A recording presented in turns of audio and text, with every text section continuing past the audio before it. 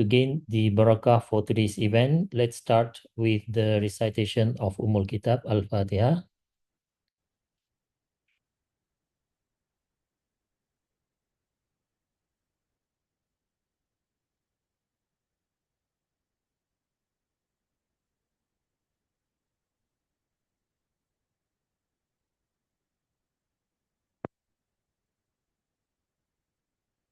Okay, so it is my pleasure to welcome all of you to our special webinar today. Our today's webinar is about collaborative learning and peeragogy in Ita'Leem, which will be delivered by Professor Technologies Dr. MIRA KARTIWI.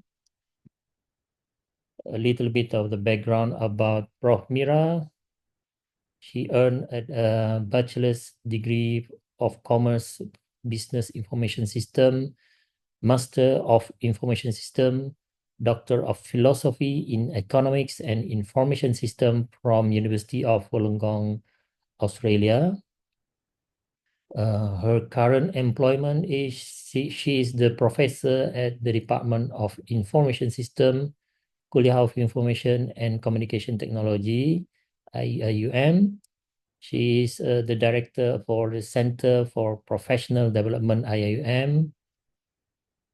These are some of her achievements. Recipients of Australia Postgraduate Award in 2004, awarded the Higher Degree Research Award for Excellence in 2007, appointed as the Honorary Fellow at University of Wollongong, Australia in 2011. These are some of her areas of expertise: health informatics, e-commerce, data mining, information system strategy, business process improvement, product development, marketing, delivery strategy, workshop facilitation, training, communications. And some of the certifications completed several certifications on e-learning and data analytics domain. She is the Certified Moodle Educator and Fellow and Instructor for Collaborative Online International Learning, COIL, for Barzinji Project, Shenandoah University, USA.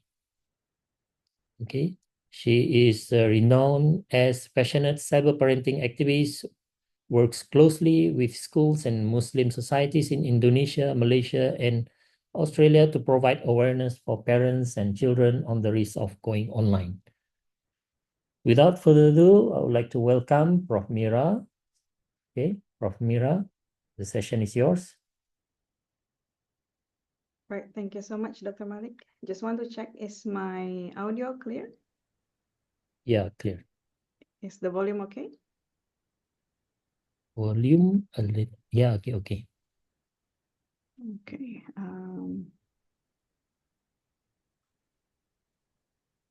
Okay, so seems it doesn't detect the correct mic. Okay, how about now? Is it better? Now it's better than the previous one. Good. Alhamdulillah. Thank you so much, Dr. Malik, and also everyone. Thank you so much. Assalamualaikum warahmatullahi wabarakatuh. Alhamdulillah Rabbil Alamin. Alhamdulillahilladzi hadana li hadza wa ma kunna linahtadiya laula an hadana Allah. Asyhadu an la ilaha illallah wa asyhadu anna Muhammad abduhu wa rasuluh. Okay, so thank you so much again to Dr. Malik and Sister Uzma, as well as the team from CPD who assisted for today's training, as well as all the participants, of course. Thank you so much for being with us today. And I'm always feel so humbled and touched that we always have a lot of academics that actually willing to invest their time to learn and improve. And of course, at the end of the day, this will actually be manifested into a better quality in teaching and learning, and our students will benefit from your learning process as well. So thank you so much for joining our training today. Let me just proceed with today's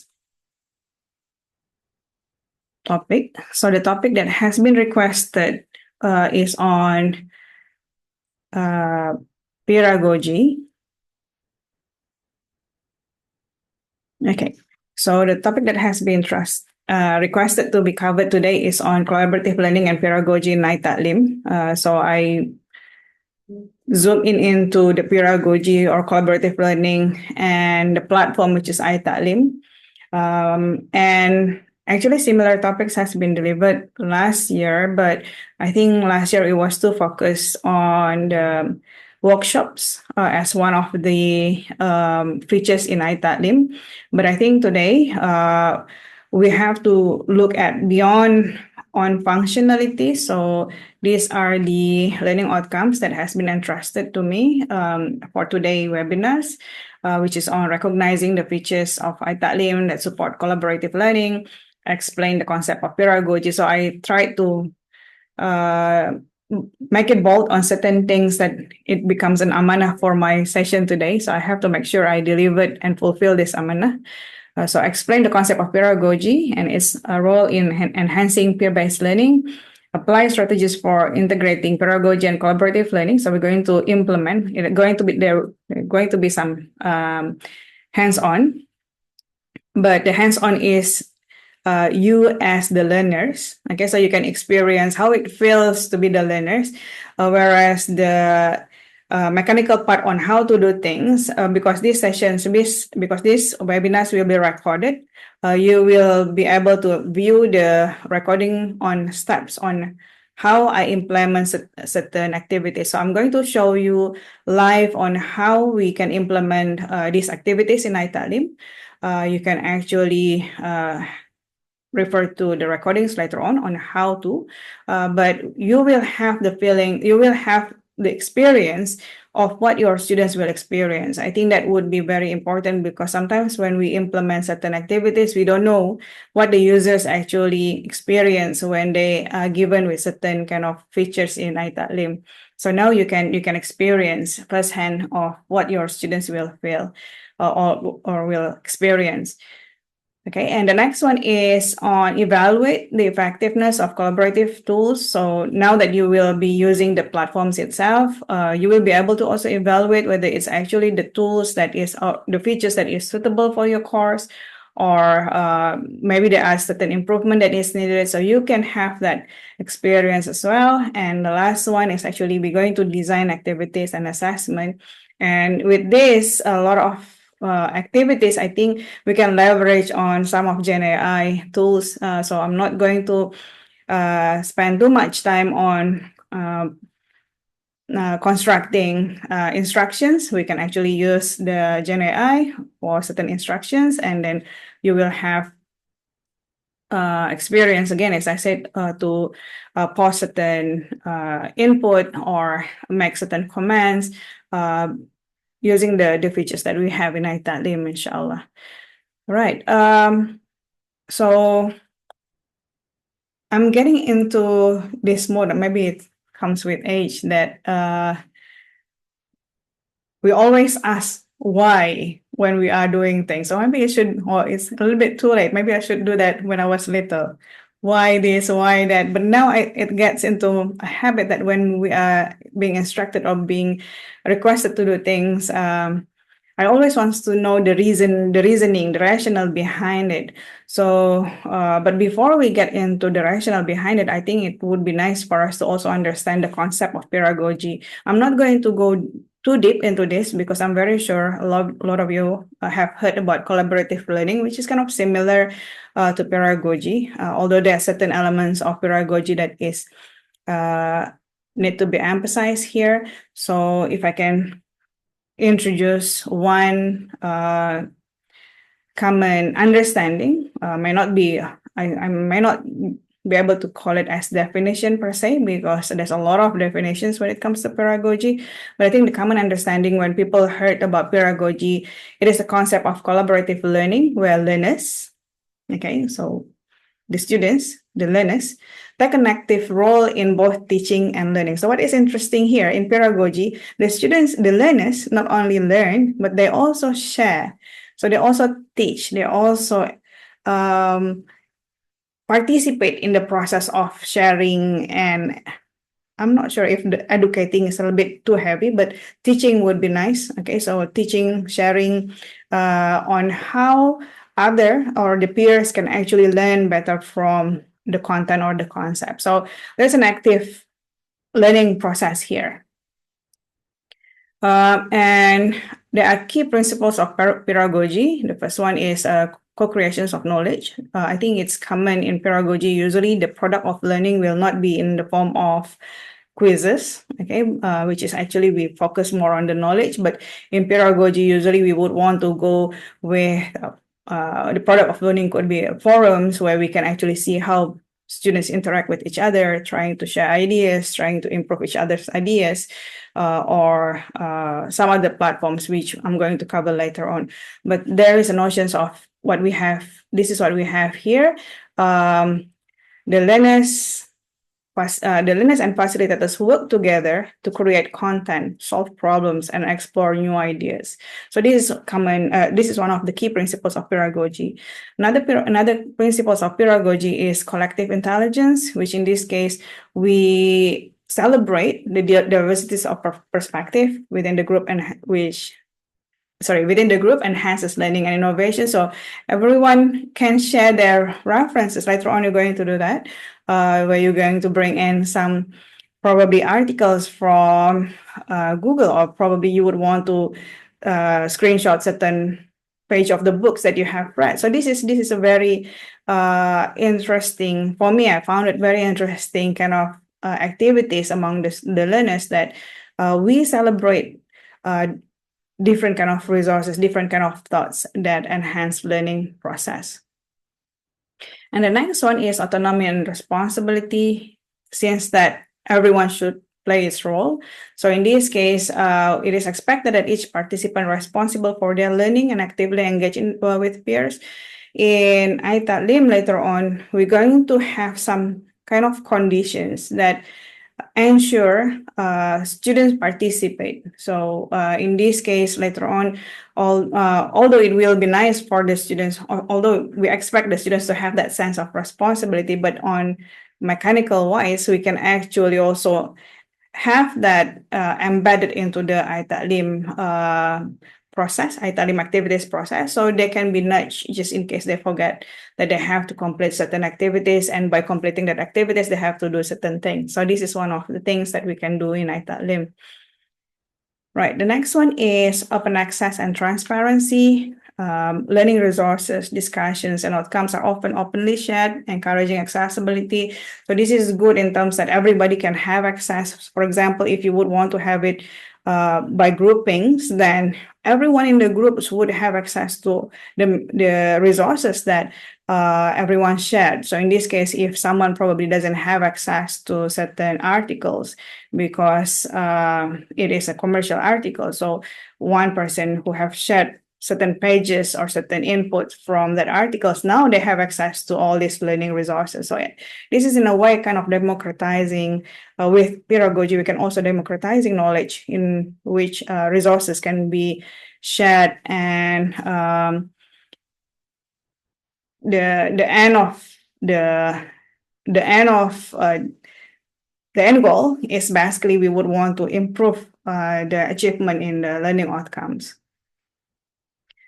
Right. Okay, and of course, the last one is we also have to, this comes with every learning process, whatever goji it is, pedagogy, peeragogy, or the fundamentals on in every pedagogy kind of approach. Iterative learning is always perceived as iterative, right? We don't see learning as a linear thing.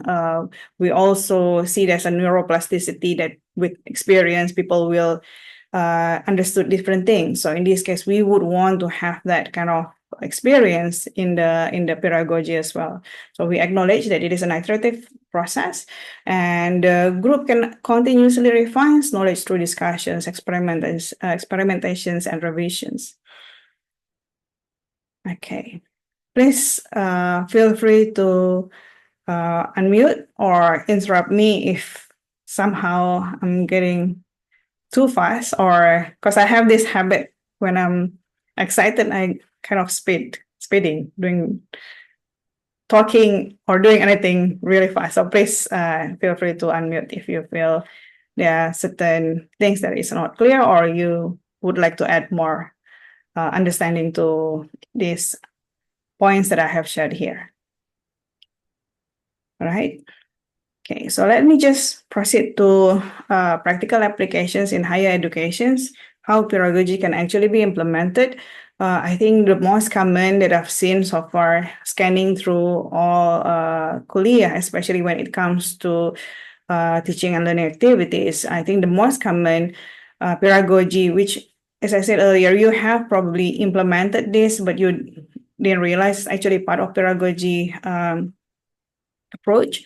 So in this case, if you have been implementing PBL, project-based learning, you have implemented pedagogy in a way that you allow the students to research, to design, and prepare the findings collaboratively. So this is the collaboration. The keyword in pedagogy is teaching and learning, peer, and active learning. So in this case, if you have those elements, you have implemented this approach.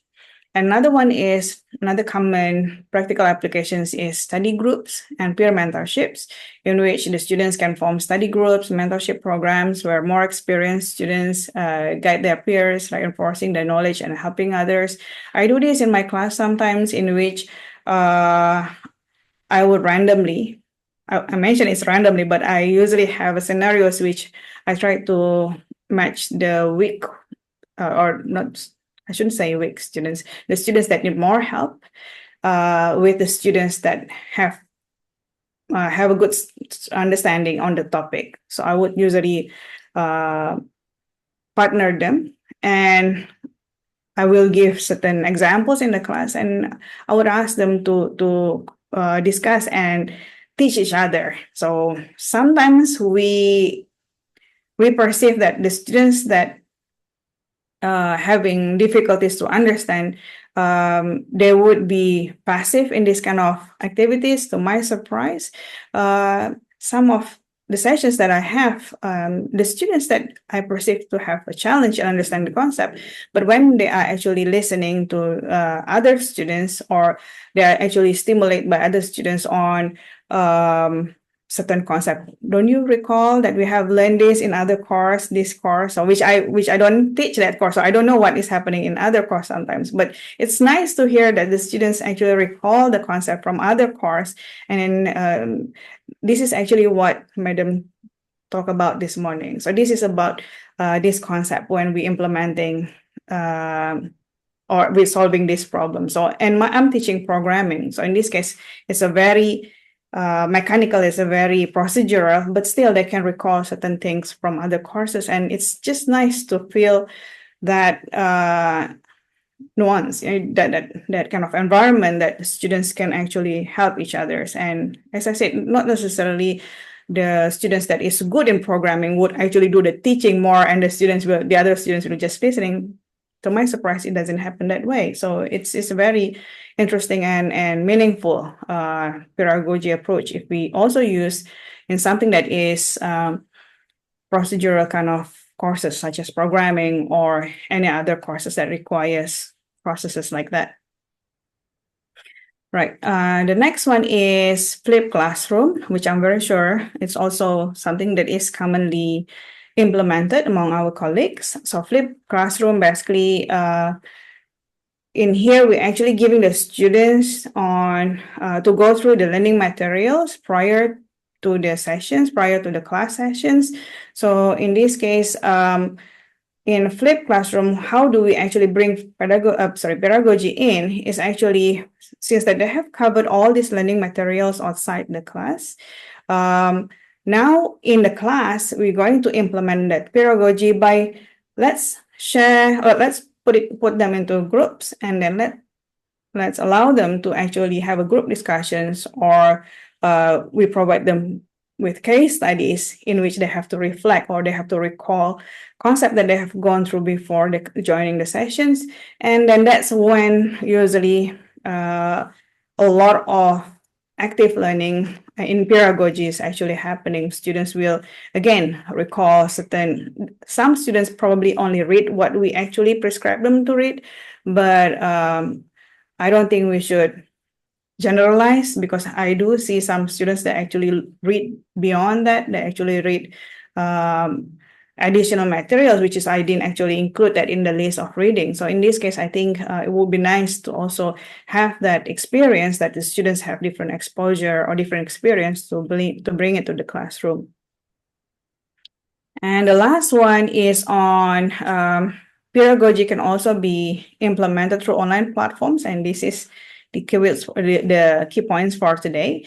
So for today, I'm going to focus on how do we prepare our Ita'Leem to be tools that help us to implement flipped learning, and also an online learning activities in which we can implement the whole concept of pedagogy in our course. Sorry. All right. So that is the pull factors, I would call it.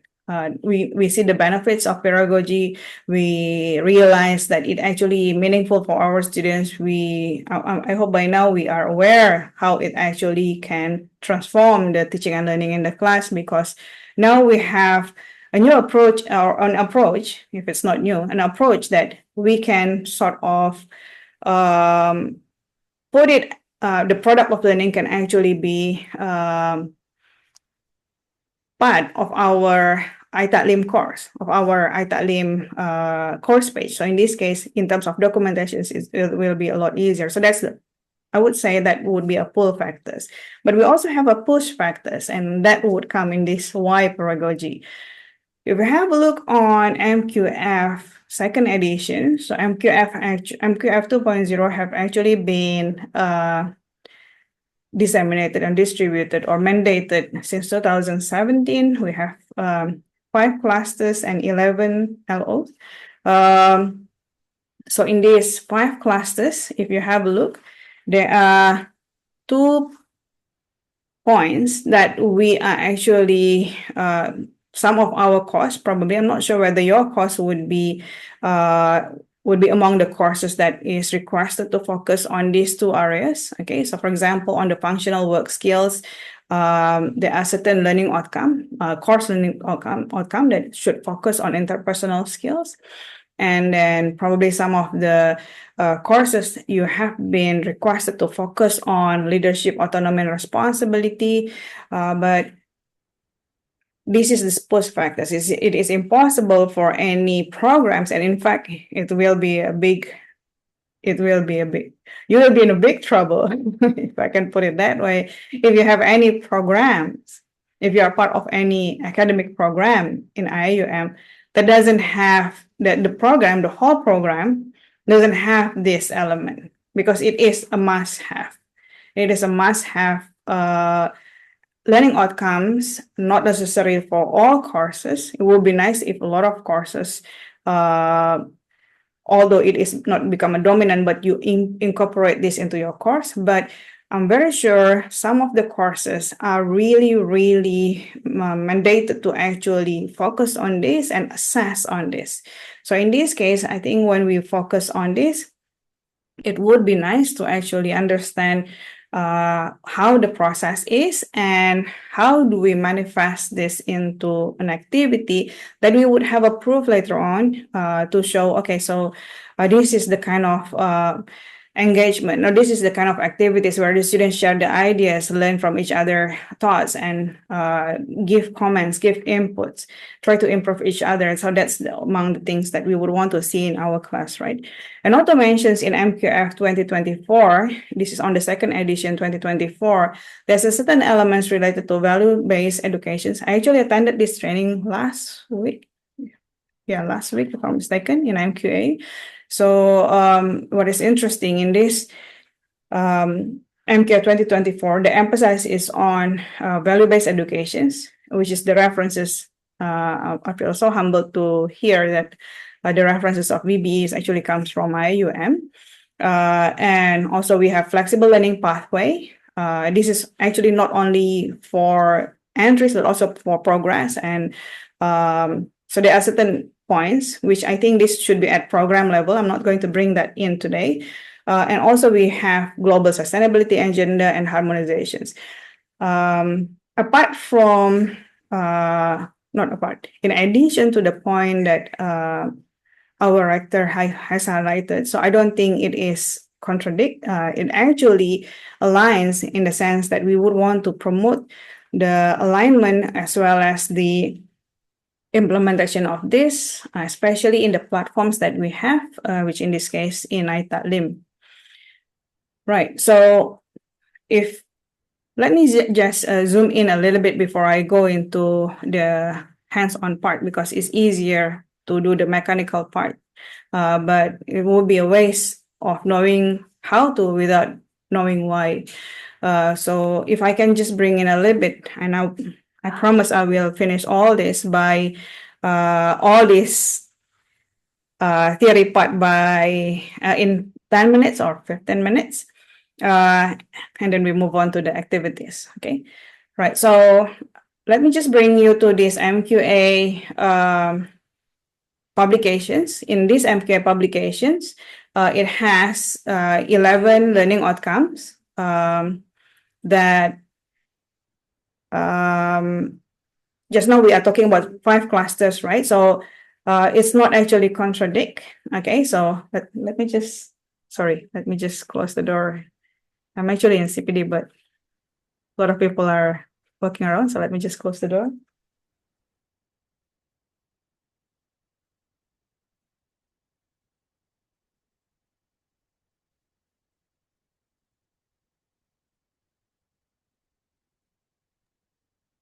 Okay, so let me just bring to this publications by MQA. There's one publication called Guidelines to Good Practices, Program Development and Delivery.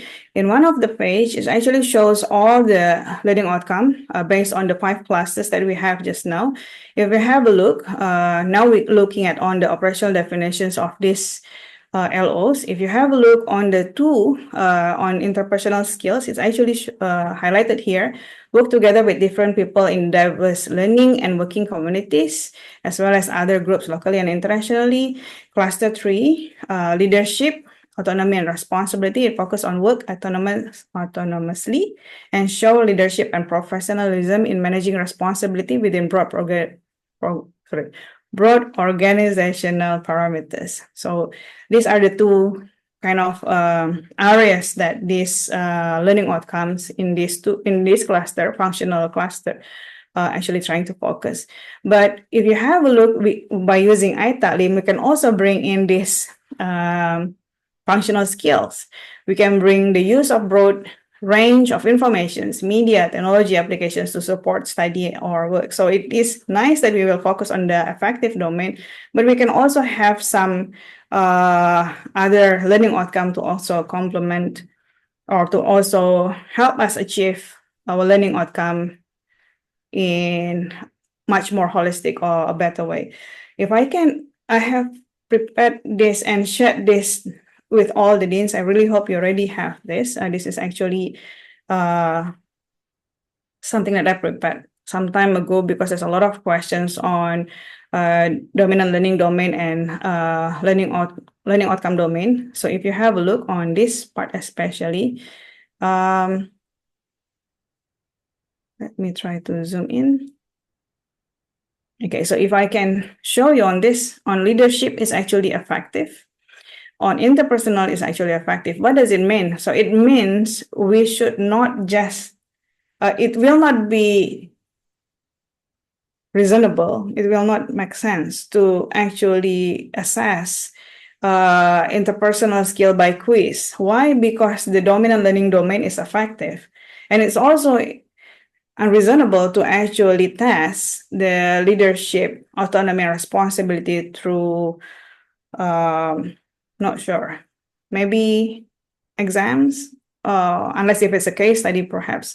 But it's a bit hard to actually see that in a paper if they cannot demonstrate, because usually when it comes to effective, it is you have to demonstrate that you have that competency, right? So in this case, when we have these two, it would be nice to come up with a process or learning or product of learning that we can demonstrate there is a notions of there is a proof that the students actually interact and able to to give feedback, able to accept feedback, able to assess situations, and so on and so forth, collectively, collaboratively. So I think this is what we want to promote using the platform that we have today.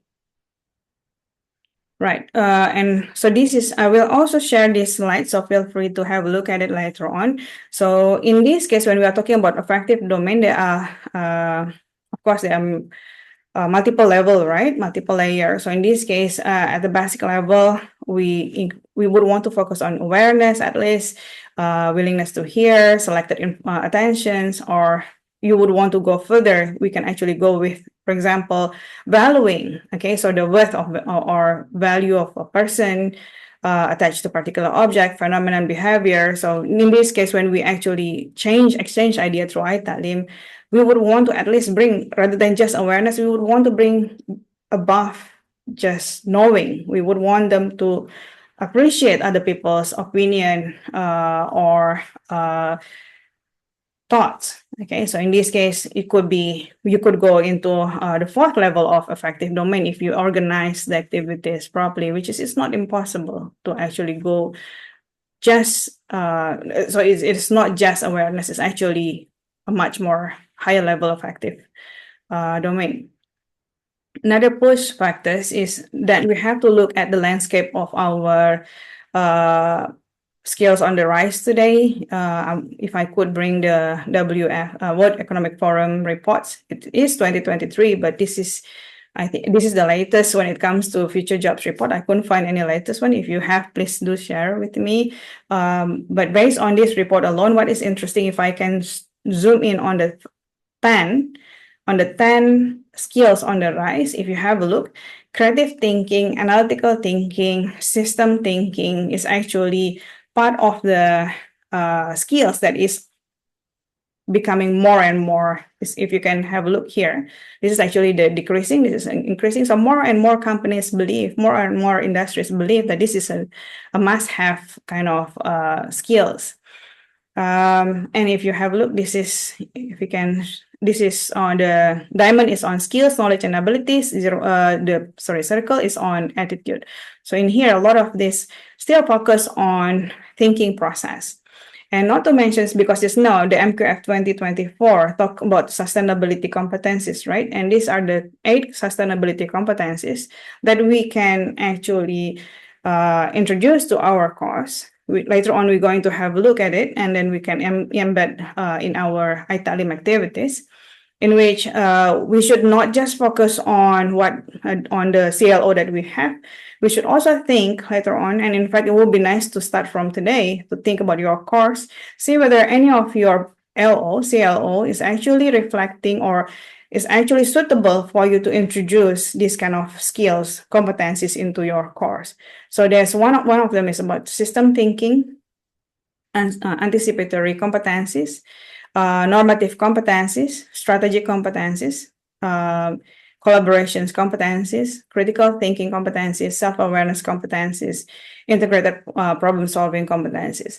I believe if you implemented pedagogy in your course, at least you could emphasize on collaborative competency. So you can demonstrate that your course focus on collaboration competencies, that you ask the students to learn from each other, understand and respect needs, perspective, and actions from of others, and so on. So this is one of the things on how we bring in activities, not just for the sake of having one, but we have the why, extensive why behind those activities. And usually this is the kind of points that most of auditors would like to hear, especially external assessors would like to hear when you are explaining about the kind of activities you have in your course. Okay. Before I proceed, now that I have finished this on the push and the pull factors of pedagogy, these are some of the tools that we actually can use in pedagogy. But before that, is there any questions, Dr. Malik, that I need to clarify perhaps before I jump to the next one? So far, there is no question from the chat board. Is there any question from the floor? Anyone would like to unmute and share your thoughts?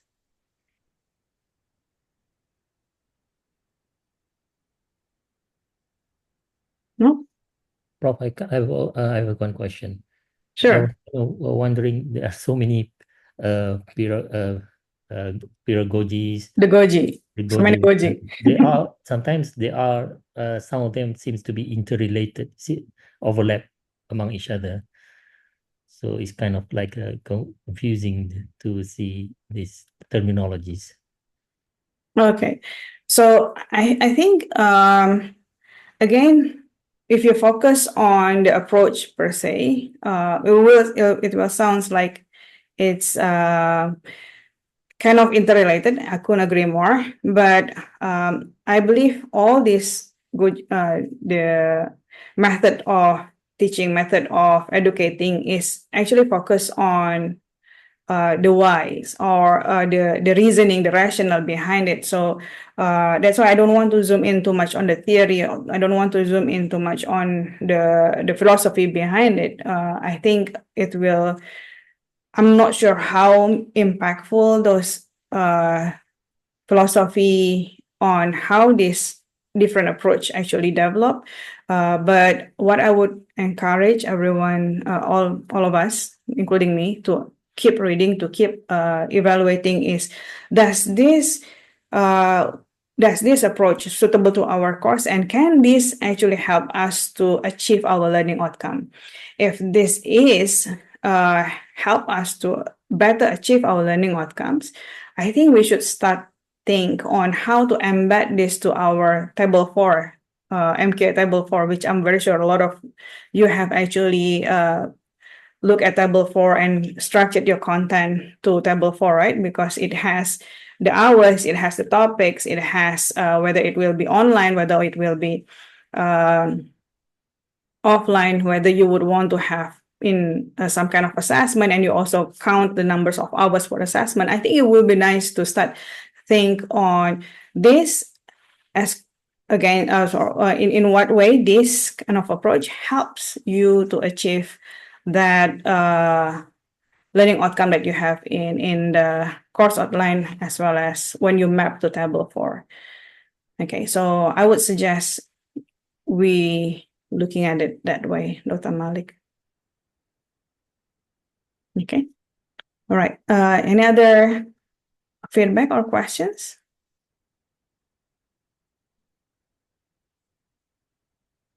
Right. So let's proceed with the activities then, because I know it's a bit heavy and it's not nice to dwell on the theory, right? So let's just proceed with the hands-on part.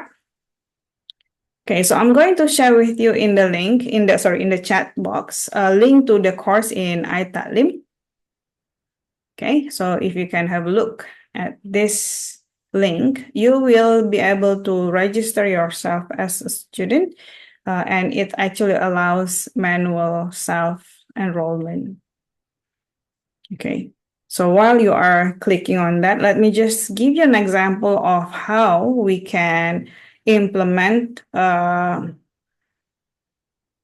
learning from each other in Ita'Leem. For example, through glossary. Just now I mentioned about glossary, right? So here we have glossary. So in glossary, we actually, at the basic level, just know in affective domain, we have a lot of layers, a lot of levels, right? So the lowest one, we are talking about awareness. So if you would want to jumpstart, especially in the set inductions, or maybe during the flipped learning, you would want them to start thinking about some definitions or some explanations about key concepts that you're going to go through in the course. Maybe it's a good idea to actually ask the students to use or to contribute into glossary. So this is different from forums, because in forums you can the look and feel will be like everyone pause, and then it has unlimited space to share the thoughts. But in glossary, it's kind of like the structure is kind of dictionary Okay, so in this case, it will be sorted into letters and so on. So in this case, it would be nice because also I have been requested by KPT to provide CPD, not CPD has been requested by KPT to provide data in which are the course that have some element of AI on it. So in this case, if you would want to introduce AI into your course, maybe you can start with this glossary activity. So what this glossary activity is, as I said earlier, we collectively, let me just share with everyone. Let me just switch to this screen.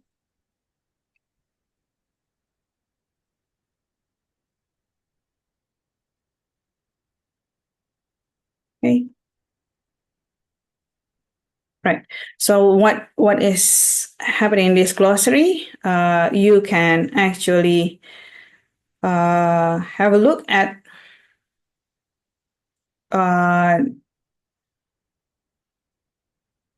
the activities in which it will be shown as this. So you can add an entry. Okay, so in the glossary, you can the students can actually add an entry. For example, if I click here, and then out of the 8 sustainable competency just now, for example, there's one thing on system thinking. Okay, so I can add on system thinking because it says I can generate definitions, or I can provide inputs on activity. Okay, so I would add system thinking activity. And oops, sorry, my goodness. Activity. Okay, so in this case, I would go to Gemini, for example. Okay, so as you can see, I'm using Gemini just now to generate instructions. Okay, so now I'm going to on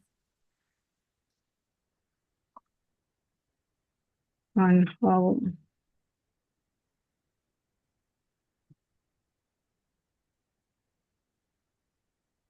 can be implemented.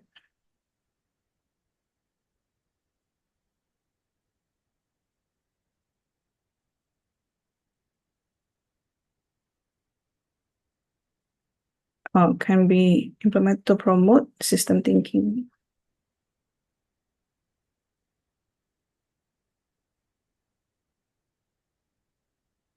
Okay. So for example, say I'm using Gemini, I just want to generate an idea.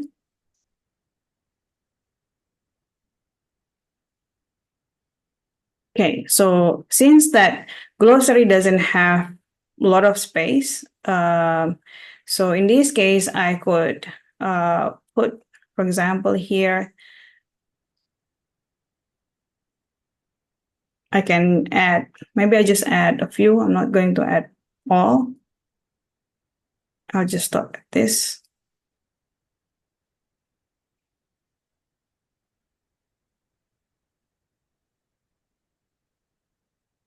Okay, so the keyword is system thinking.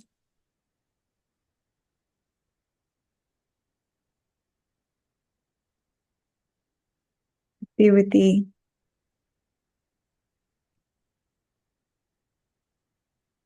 Okay, these are my keywords.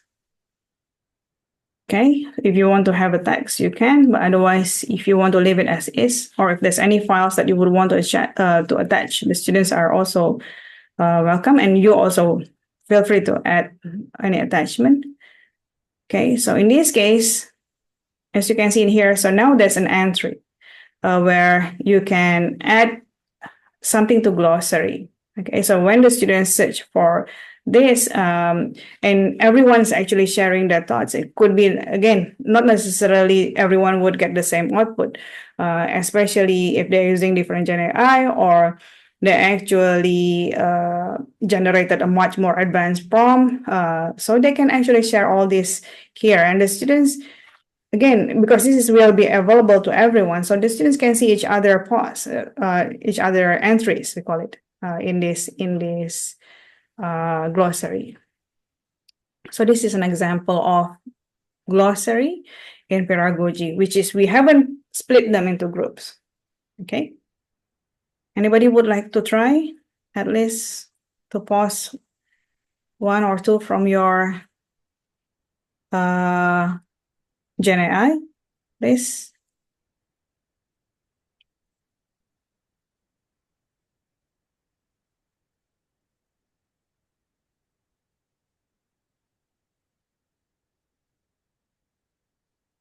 Okay, we have 102, but only 18 in Ita'Leem.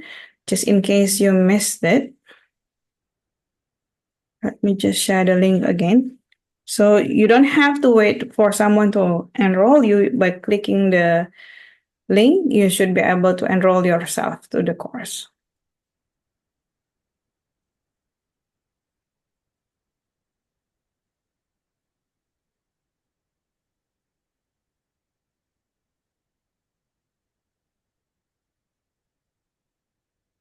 Okay, so maybe I can have a look in the glossary entry. Nice. Okay.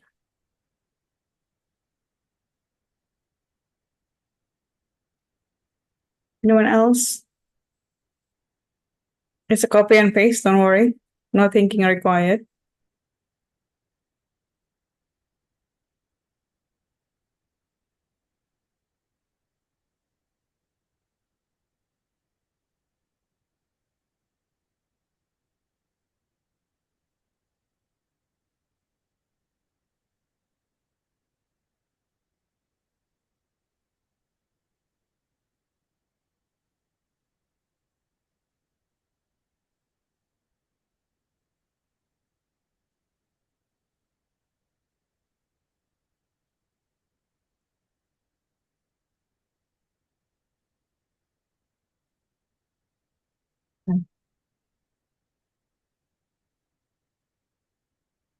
Right. Anyone else have tried?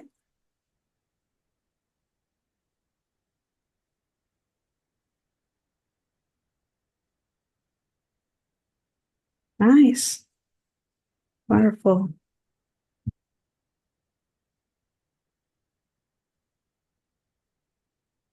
Okay. What's also interesting about these features in Ita'Leem is that everyone can actually make comments. So you can actually comment on each other, pause. Maybe someone would like to ask, where do you get this, or which platform? For example, I could comment on this, which Gen AI platform did you use? Is there any can we know who posted that particular entry? The owner of the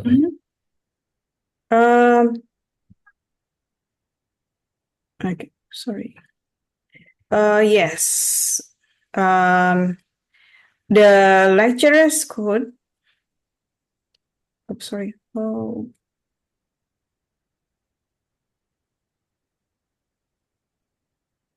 Okay, the lecturers could actually, they can see it from the activity report.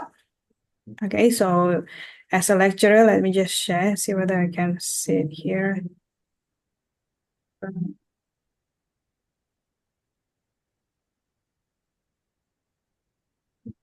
Okay, I have to move this.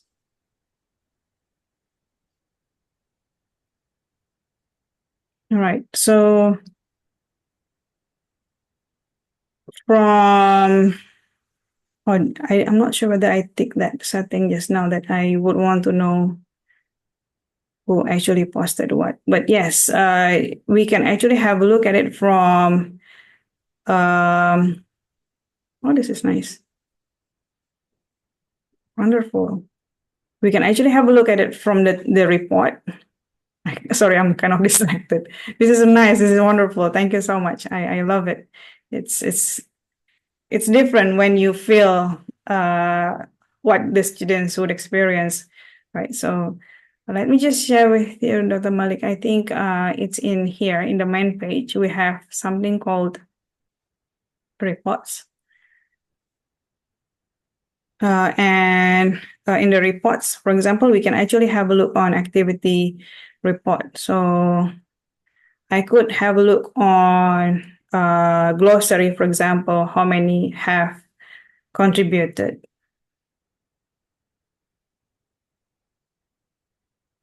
There should be, my goodness, it's not here.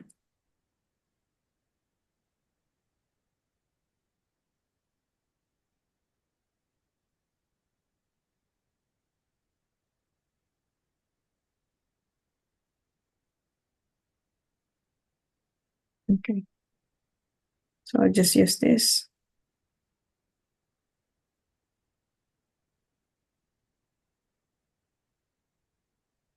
Okay, so these are those who actually have contributed to the glossary just now. Okay, so what are the actions? You can actually have a look. Okay, so you can also have a look on how many entries if they actually have entered more than once.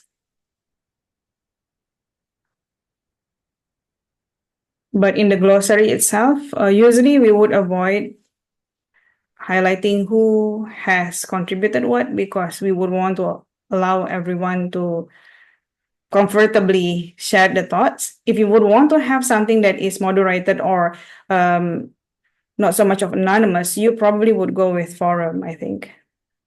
That would be a lot more personal. But in this case, we are actually coming up with resources that everyone can share specifically on the topics. So not so much on trying to give feedback on other people's definitions per se. Usually I would use this for, again, either flip learning or set inductions in the class, just to warm up the class. Okay, let's have a look. We're going to cover this topic. Let's have a look on what ChatGPT said. And then everyone would get like 5 minutes and revise. Some of them, they probably have familiar with this, so they, instead of using ChatGPT, they would just put in their understanding or definitions from what they have learned before, so which is okay. So in this case, we just want to again refresh the terms and concept in the class. Right, so wonderful. That's really, really nice. I'm really grateful, and I couldn't thank you enough for participating.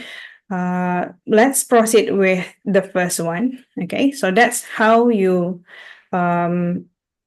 use glossary. I'm not sure. Should I show how I create the glossary activities? Okay, if you haven't tried, this is how I built one just now. So add activities. Okay, go to glossary. This one. Okay, and then so here you can put the name of the activities. Okay, which in this case just now I put glossary for sustainable competencies, and I provide descriptions what the student should do. I would usually go with display descriptions on the course page. And as I said earlier, for these instructions, I just asked Gemini to actually come up with instructions. Okay, so this was the instructions. I'm facilitating a training for faculty members in learning about pedagogy and collaborative learning. Please generate instructions to ask participants to share 3 collaborative learning. So this is actually my instructions for the next activity. Okay, so you can use this kind of Gen AI to generate the instructions that you need, that you want to put it here. Okay, so in my case, I use that. And then if this is there is a secondary or main glossary. So main glossary, usually this is the glossary that you would like to provide to the students, and you would import glossaries from, for example, any books that provide glossaries. I know some books provide that. If you would want to import to Ita'Leem, you can. But in the case of activities that we have just now, I would suggest that we use secondary glossary. Okay, so in terms of entries, at the moment, I'm using a PROF by default, so I don't screen through, I don't moderate the input. And would you allow the users to edit just in case they make mistakes? So if yes, click yes. Duplicate entries allowed. In this case, I think it is possible that 2-3 people talk about the same concept, which is system thinking just now, as I can see. So yes. Allow comments on entries. Just now, yes, because I would allow everyone to ask something if they would want to know more. Okay, and automatically link. At the moment, it's yes, but if you don't want to have this to link each other's the entries, then you can click no. Otherwise, leave it. The default is yes. The appearance, I choose simple dictionary style. Okay, but you can have different approaches. For example, here just now Dr. Malik asked about author. I don't usually recommend this for glossary, but if you would want, because I would use forum for something that is not anonymous, but for glossary, I would usually keep it anonymous so that everyone would have a nice feel of contributing without feeling whether my entries is actually right or wrong. So it's by all means, please feel free to choose which one that is suitable with your class. And okay, so and this is the remaining. So how many entries per page and so on and so forth. I think that is not so much of an issue, but maybe what is interesting to implement if you have a group. Okay, so if you have a group and you would want to have glossaries for each group, then you can actually restrict which group should access which glossary. So you can have that using the restrict access, because restrict access have this group. Okay, group and grouping. Right. Activity completions. I use this a lot, especially as I mentioned just now. I want to make sure everyone's responsible, that they have to contribute. So in this case, if they believe they could not keep track, it's hard for them to keep track whether they have completed activities or not. So I think it's a good help to show them that they have completed the activities or not by putting some requirements here. So for example, in here, the requirements is that everyone or every student should create one entry. So in this case, if the students have created an entry, automatically in the Ita'Leem, it will show that the entry requirements is green. So it automatically shown that it is green. I think you can have a look at it, because in the activities just now, we don't actually have this activity completions.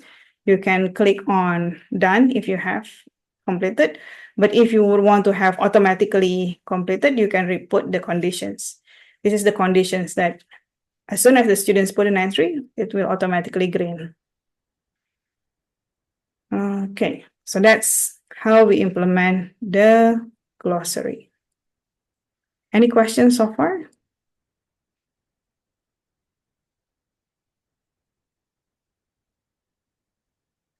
Can we see who contributed? Okay, yeah, just now I have showed from the report, but if you feel that you would want to, let me just ask Dr. Liana questions, Dr. Malik. So the question is, can we see who contributed to the glossary?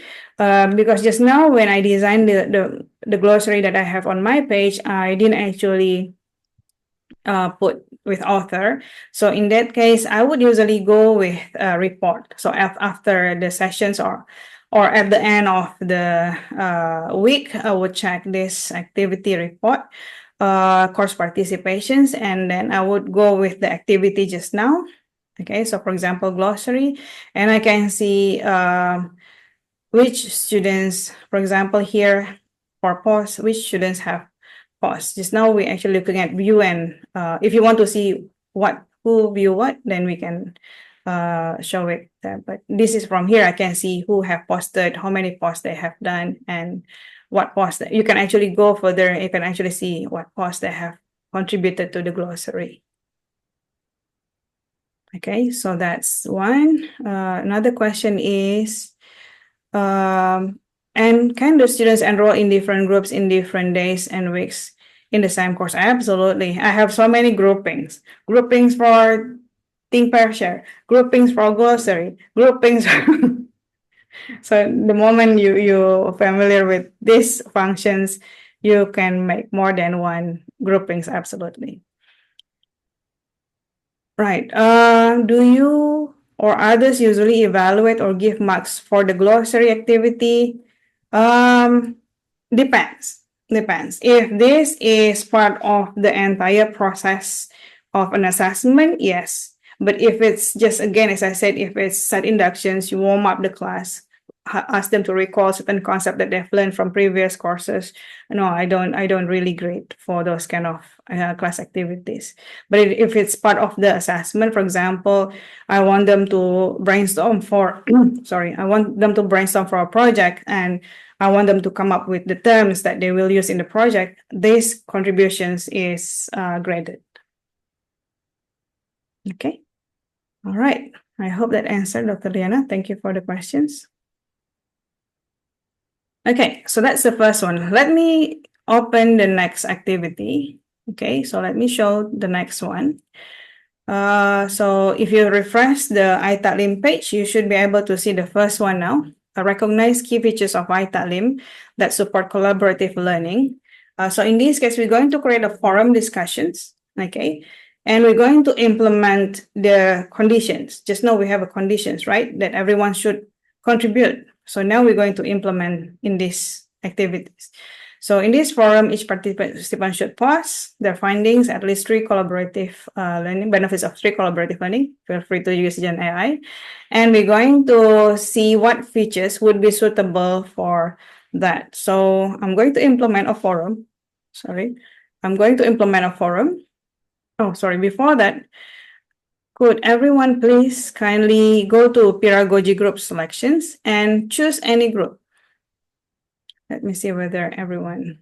Okay, so maybe before I get into that, actually you don't have, you can prepare the activities before the students select the group, but so that it will be and you can see the process. Would be nice if you go to the group selections first. Just kindly go to the group selection first and choose any group,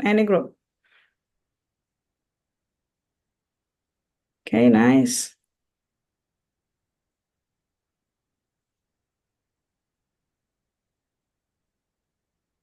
Okay, nice.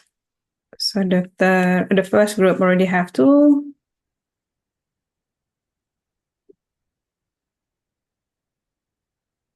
Anyone would like to contribute to group 10 or group 2 or group 4? Nice. Thank you. So group 2 already have 2 members.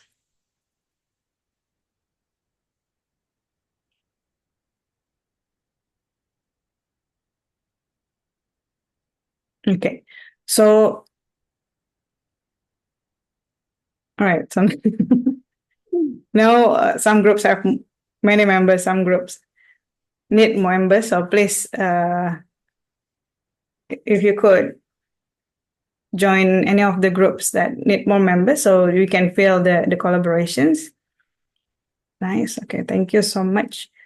Right, so Dr. Mehmet probably need 1 more member. If anyone would like to join Dr. Mehmet group, that would be nice. So later on, you can see the forum from students' perspective, that you have 2 people in the forum. Alhamdulillah, thank you so much. Okay, so I hope more will be joining any group that needs more member. Thank you. Right, so let me just proceed with, so just now, what I did was I created a group, right? Just to share with everyone, how do I create the group? Okay, so I'm very sure a lot of you have experienced this, but if this is your first time, it's not hard, okay? And you can see this recording again later on. So what I did was last night, in a few minutes, I go to groups, okay? And then I go to auto create groups. You don't have to like 1 by 1. You don't have to create group 1 by 1. You just create how many groups do you want. So in this case, with the add symbol, it means letter. So I will generate group A to something. So I want to generate, for example, 10 groups. Okay, it's from A, B, C, D, and I will allow group messaging, so students can message each other. I will pick students. At the moment, I'm not going to select from any grouping because I want to create my new grouping. And then in here, sorry, so I will skip this. Okay, so the most important is students, and I will not allocate anyone because we will ask the students to register to the groups that they would like to join. So in this case, no allocations. And then in the grouping, because this is a new grouping, a set of group, what would be the grouping called? For example, I would call it, say, for wiki, okay, which I'm not going to use it for this session, but say I'm going to have another groupings for wiki collaborations. Okay, so in this case, preview. And then you have a list of groups, as you can see in here. 10 groups is generated. And these 10 groups, when you use the self-selection group, you can use that in your Ita'Leem. Okay, so I have just generated 10 groups just now, right? So from A to J, okay. Now I will go to, I'm sorry if it's a bit fast, but I hope the recording will help you later on. Now I'm going to go to add activity, and then group selections. And then say in this case, I'm going to use wiki group. And from all groupings, I will use wiki collaborations. So this, and do you have any requirements? How many people in the wiki groups that you allow? So for example, here, the minimum say is 0, but the maximum, you don't want to have any groups bigger than 5. So in this case, as soon as it's reached 5, no more registration button will be allowed. So in this case, maximum will be 5. And can participants leave group? If you allow, then tick. Can participant, of course, participants should join group. Can participant create group? If you don't want to, untick. And usually I would untick, I would leave this on, but I would untick this one, especially this one, because otherwise sometimes all the students move to different group and the group is empty and the group will automatically delete it. So just untick this one. So if the group is empty, leave it empty because other students might want to register to that group later on. Okay, and then if you would want to have activity completions, you can. Okay, in this case, student must view, so the students should visit this page, then only it will deem as completed. Okay, so this is how it will look like, which is what I did just now, which is what you completed just now. Okay, right, I will hide this because I'm not going to use this. Okay, all right, so now we are on the second activity. Okay, so what we're going to do in this case, since that everyone have registered yourself to a group, now you have members, I'm going to create a forum. Okay, I'm going to create a forum in which I'm going to use that group that you have registered just now as the members for your forums. But let me just show you one. Later on, you can actually copy as many groups as you have in your class. So for example, if you have 10 groups, then you probably would create 10 of this, but simply just duplicate. So I would just create the first one, and then I will duplicate into the many groups that we have, and then we put restrictions that every group is specifically for certain groups. So in this case, say I'm going to put it as forum on benefits of collaborative learning. Okay. Because the instructions is already on the top, so I'm not going to put the instruction here. If you have any restrictions on availability, please click. Otherwise, you can just skip. Do you allow attachment? If yes, you can specify what would be the file size. Usually, I would not put it that big. Probably I would just put it 5 megs and only 2 attachment maximum. Do you have any word count display? If yes, put yes. If not, then leave it as is. Subscription tracking. Okay, so subscription tracking is especially important if you want the students to get notifications every once someone else is posting. I know I'm actually currently joining Commonwealth of Learning trainings, and then they actually use Moodle, which is what Ita'Leem is based on, and they use optional subscriptions on, which in this case, everyone posts something, I would get notifications. So this is if you would want to have that, then for subscriptions. Okay, so in this case, everyone should subscribe to the forum entries posts. But if not, then optional subscription. You ask the students to whether they would want to subscribe or not. The discussion log, if you would want to stop any discussions after a certain period, you can. Otherwise, the default is to not log. Pause threshold, if you block or lock, would you allow time period for the students to keep posting until you put an end date for that? But otherwise, you can put as don't block the default. This is a whole forum gradings. If you would want to have scale, for example, based on what? For example, you have certain competency that you have defined earlier, you can use the grading method. Otherwise, you can leave it as is. I'm not going to use grading. And ratings, if you would want to have ratings based on what? Okay, so for example, please put ratings on your peers' posts. So in this case, how would you aggregate the ratings later on? Based on what? Based on average ratings, based on the count of ratings, and so on. Otherwise, leave it as is. We're going to work with this later on, but I'm going to duplicate the forum first and then completions. This is the most important part. What do you feel make the students complete these activities? If you feel that the students will deem as complete, has completed these activities after they pause something and after they reply on something. Okay, so if I can zoom in a little bit, if these are the 2 requirements, then tick on these 2. Do you have any specific requirements on how many pause? Do you have any specific requirement on how many they have to reply? Then provide that requirements here. And otherwise, if you have complete all the settings, save and return. So just now, you will be able to have a look on your Ita'Leem.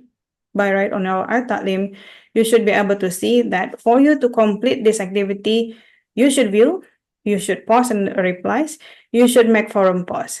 The students, as soon as they have done all this, the button will turn green. Okay, so these notifications will turn green and they know they have completed that activity. Okay, so now that it is, please don't click on this yet. Let me just duplicate this. Let me see how many groups do we have.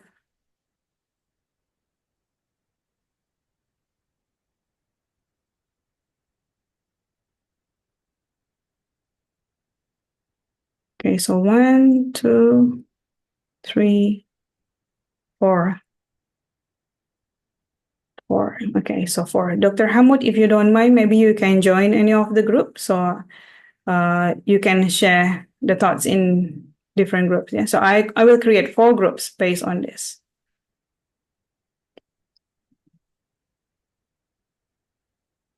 Okay. Right, so I'm going to create 4 groups. So you don't have to make the same thing again and again. Just duplicate because you already create a template, right? So duplicate. Did the same groups. So 1, 2, I'm going to create 4.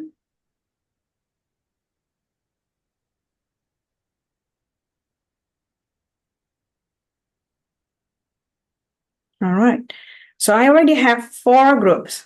So I'm going to give this group 1. So I remember this is for group 1.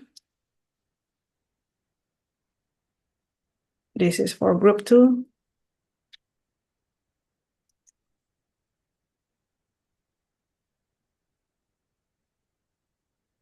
This is for group. Oh, Dr. Malik, do you mind to see, would you be able to see how many groups do you have there? What is the group number? Group number.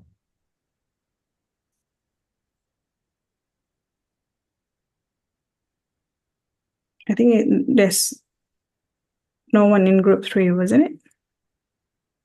It's little bit. Okay. Group, the one with the members, right? Yeah. 1, 2, 10, and 4. 1 to 10 and 4. Okay. Oops, sorry. Nice, thank you. Okay, so 1, 2, 10, and 4.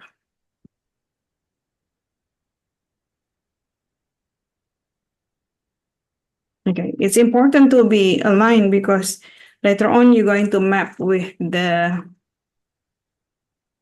groupings in Ita'Leem, right? Okay, so if you have a look, I have 1, 2, 4, 10. Okay, now we're going to put conditions that only that members of the group should be able to access. Okay, so I'm going to go to this edit settings.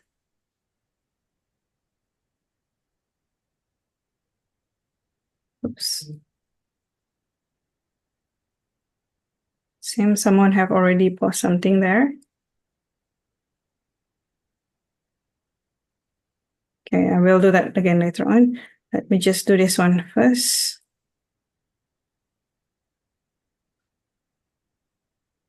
Okay, so in the settings.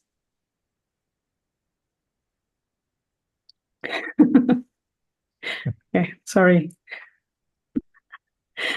Okay. Seems someone have opened this one. Yeah.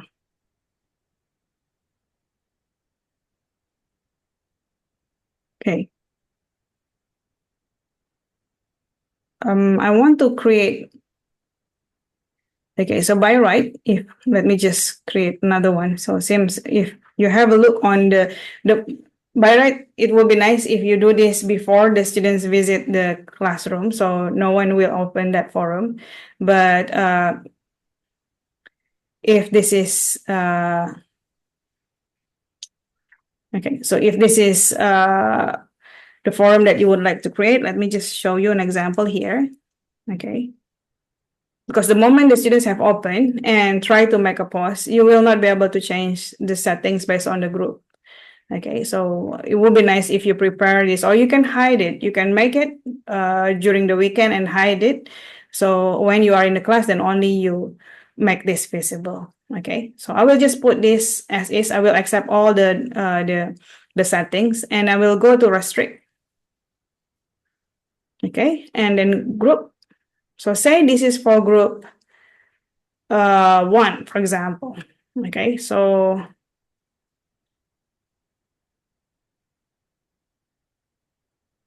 okay.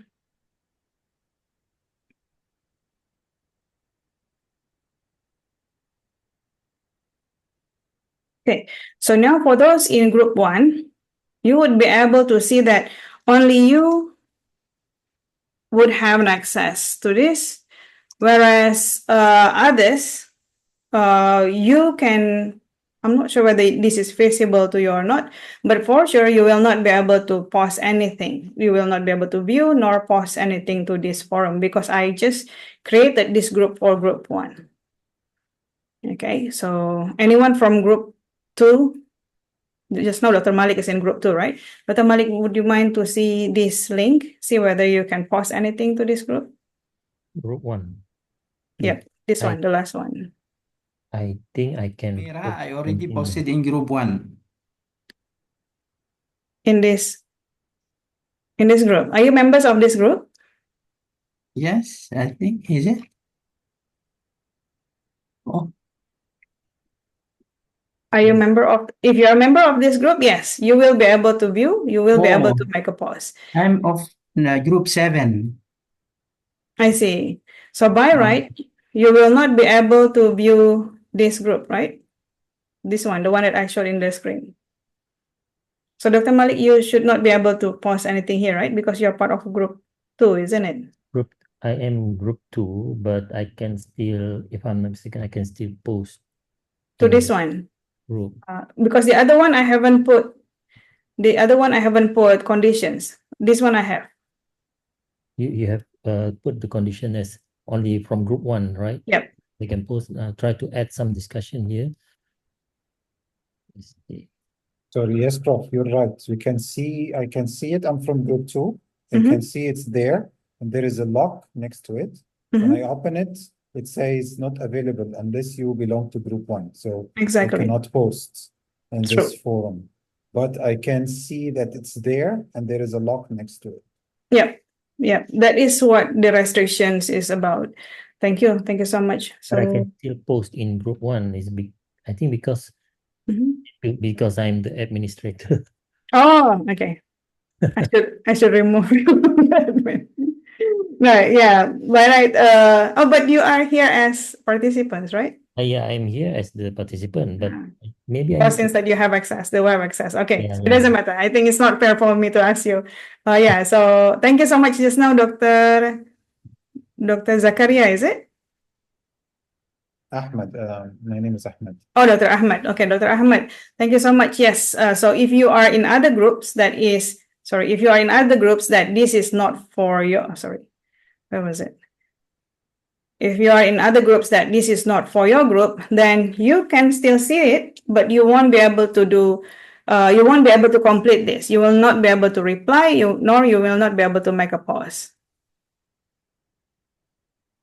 Okay, right, so nice. But then again, just now, because I created this, and the moment the students have see it, have view the activities, so the grouping will not be able to be applied because possibly the students that visited this comes from other groups. So it's kind of like invalidate the entries. So in that case, usually I will have to create the groups again.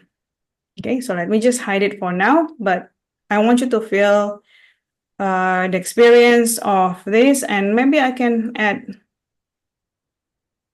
an entry for everyone. I'm not going to put any conditions, so you can also feel how it looked like if you would want to post something to all.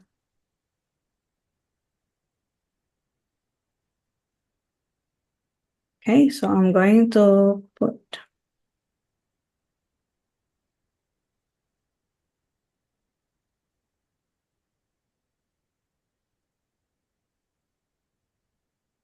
okay. Right. So if you would want to try put something into a forum, you can use the forum for all. Okay, so you would be able to see what is the look and feel if you are posting something into a forum. What is the look and feel if you are replying to a post? Okay, so probably I would start with this.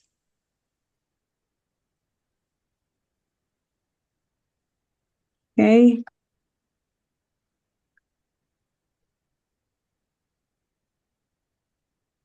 Okay, to expedite the process, let me just ask Gemini again for now.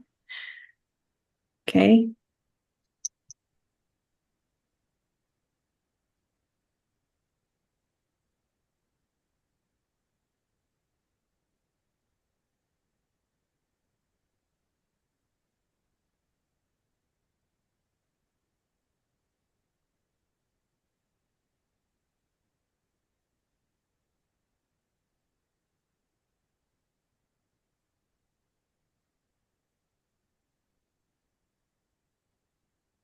Okay, I will just put this.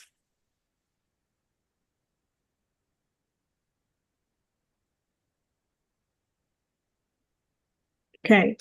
So I have just paused something. That's how it looks like when you pause something. And in here, if you have a look, your post successfully edited, you have 30 minutes to edit. So the students actually have time to edit, but they only have limited time to edit. So otherwise, after that, it will stay as is. And we can also start to reply. So for example, here, thank you so much, Dr. Ahmed. Let me just reply to yours. Okay, so I have to click this and I can make a reply.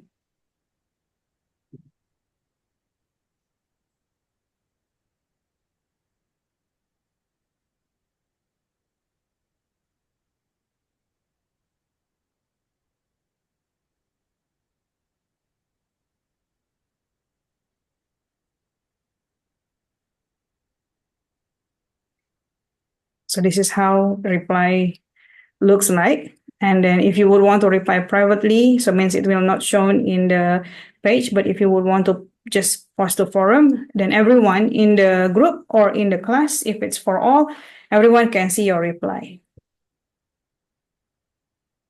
Okay. So that's for forum. Any questions so far? Or any doubts on the activity, on the pictures?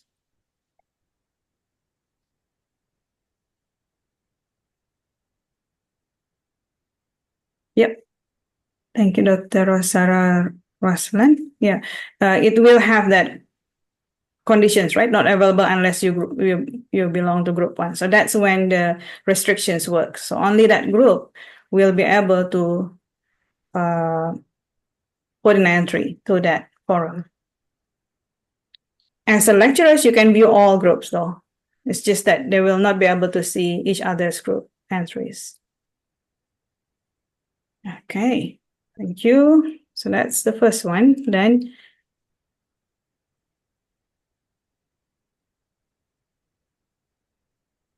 how it feels so far? Can anyone respond in the chat? Is it complex? Is it complicated? Is it doable? How's Ita'Leem so far with today's experience? So far, so good. Nice. Thank you. Complicated. Limited. Okay. Right. For Dr. Sharifah Tahira, I would suggest to have a look at the recordings later, and then perhaps with the functionalities that you have so many things on your screen, it might feel a lot to comprehend at once. But when you look at the recording later on, you would be able to see the steps that I did. And not necessarily they have to go through everything. As I said, if it's something that if you would accept the default things that I did just now for 3-4 minutes because I have to explain, you would be able to do it in less than a minute. Okay. All right. Okay, thank you. There's varieties of response there, which is good. Alhamdulillah. Thank you so much. Right, the next one I'm going to go with wiki. Right? So what wiki is kind of like Wikipedia, that you have a page and everyone can actually contribute to a page. So in this case, which is different from forum, it's actually it's sorted based on entries, based on time. In wiki, you don't have that. You don't really have to follow the timelines. It's you can even update everyone's entries on the same time. So in this case, wiki would be more suitable if you want to produce e-portfolio, for example, that everyone would want to post something together.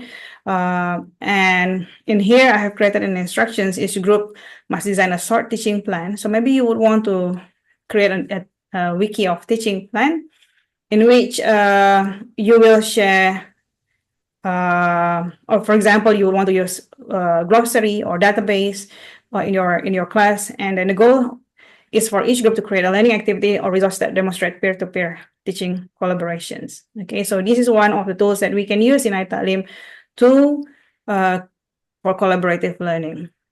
Okay, I have half an hour left, so I'm trying to be faster on this one. I'm not going to put it into group, but I think you know just now, right? If you want to put into groupings, then you can restrict based on which group that you would want to have access to this wiki. But let me just create this so you can get, again, a feel of how you work collaboratively through Ita'Leem. So for example, here, I'm going to create wiki on teaching strategies.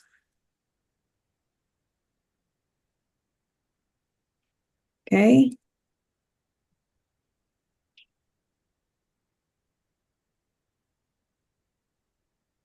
Right. So in here, the descriptions, I think we can generate the descriptions for our instructions for this activity later on.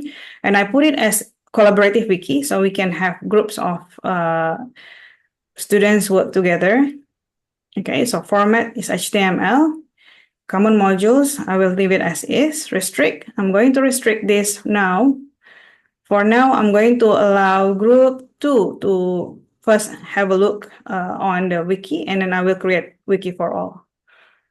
And in this case, students' activity must view. So this is the only thing that I can do with wiki. You cannot go by entries, or you cannot go by replies, because in this case, everyone put everything together.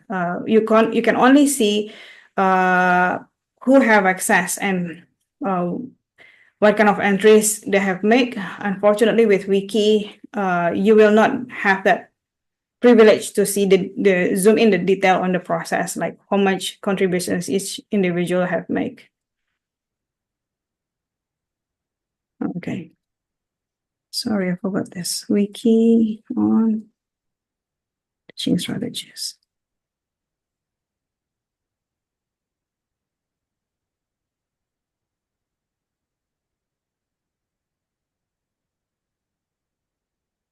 Okay, so as you can see in here, not available unless you are in group 2. I'm going to create another one, which everyone can contribute if you would want to have a look and feel of what wiki looks like from the student's perspective.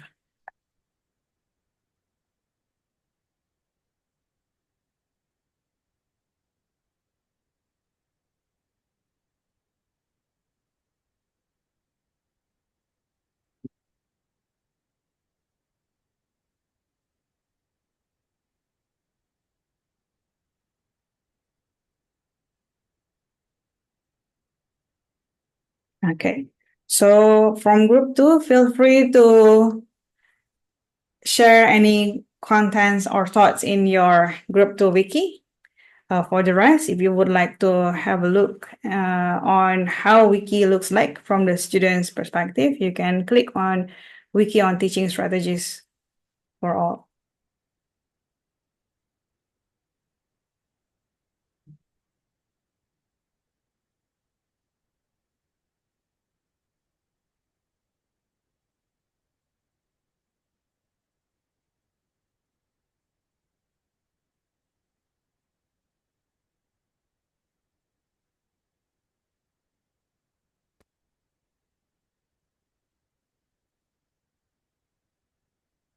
Okay, so in this case, if you have a look here, with wiki, when someone is editing the page, so it means someone have started this page, it will not allow you to edit other people content while they are still editing it, unless they have saved it. But in this case, you can actually view. Okay, so seems that the other person who currently accessed, they haven't saved. But as soon as they finish, you can actually edit or comment or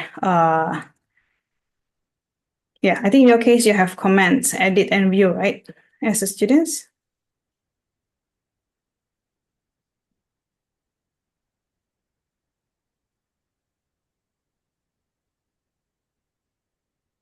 Okay. I would like to see anyone from group 2 have submit something. Okay. Nice.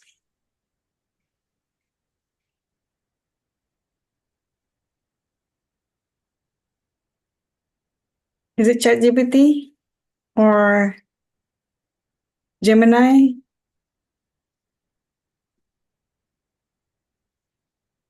Anyone contributed to this?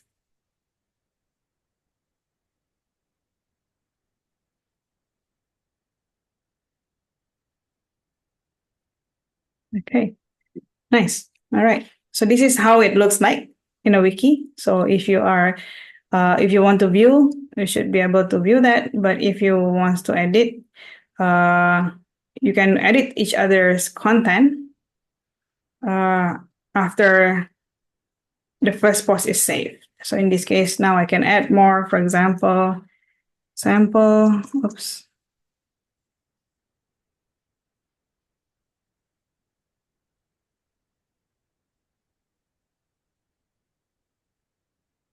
Okay, and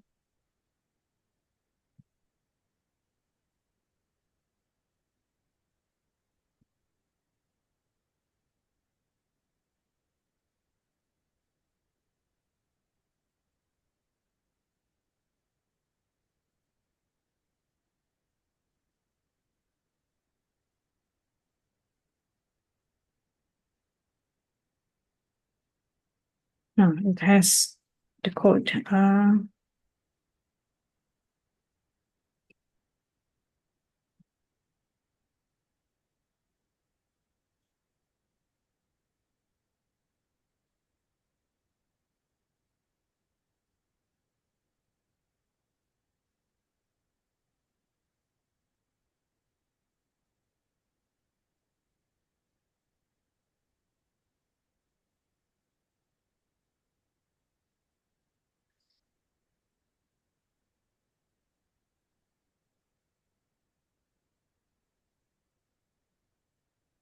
Okay. So if you feel you would want to modify the look and feel, you can. And everyone, once they have access to this, you can modify this. Okay, so this is how it looked like. Okay, so someone actually have added more. You see, things are faster, right? With ChatGPT or with Gen AI. Okay.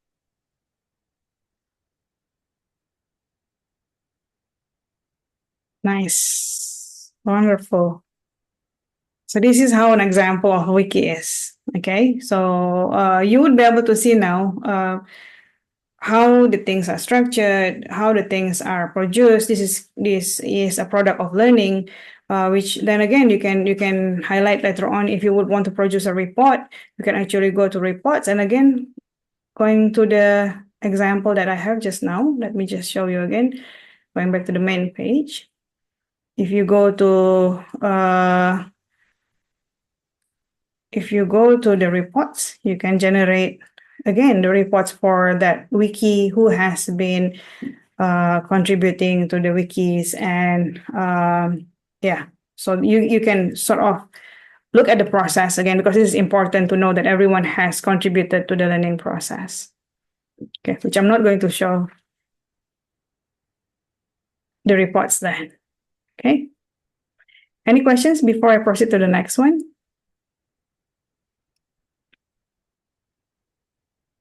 Did you generate the table of contents for the wiki? No. No. No, it's automatically generated By the Moodle or by Moodle. by Moodle? Yep.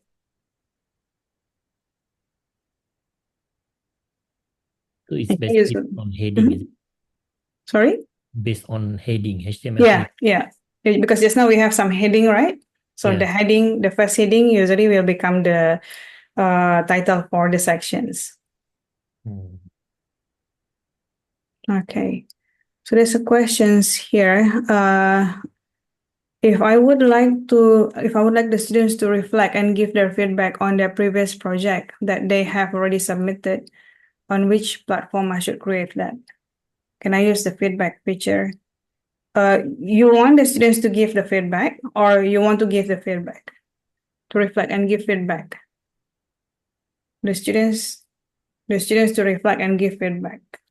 Okay.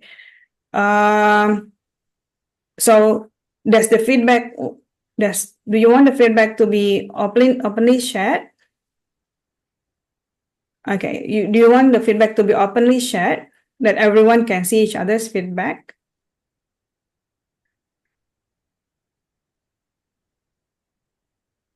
Okay. If that's the case, I would suggest, usually if it's for specific kind of purpose, I would use assignment rather than the peer review. The peer activity. I will use assignments, and if you have any feedback, if you have any suggestions on the course or any suggestions on how I could improve the course, if it's in the form of questionnaire, you can use survey. But if it's in the form of it is an open-ended kind of questions, I would usually use assignment, and then I would give a title as feedback, not as assignment. So, but the activities that we can use, the activities from Moodle that we can use is called assignment. So I would use this, and then I would title it as feedback on teaching, because in this case, the students, and then, okay, so for example, say I have this. So in this case, I can have this as, say I don't want to have a due date, anyone can post feedback anytime. And I don't allow file submissions for that kind of feedback. I would usually allow online text. So they just put the feedback directly on Ita'Leem without have to submit any files, anything. So you can have that here. I think this would be a lot more suitable for your context.